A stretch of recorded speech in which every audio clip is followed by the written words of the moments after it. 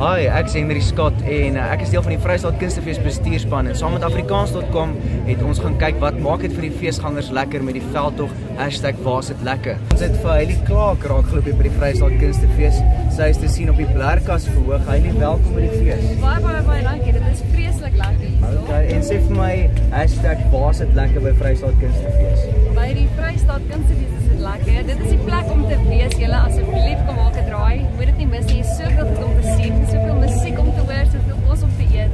Julle wil hier so wees. Bloemfontein het ook baie koffiewinkels en dan ook pop-up shops tydens die Vrystaat Kunstefees. Soos julle kan sien, Koekela in Bloemfontein, ons is hier saam Brenda.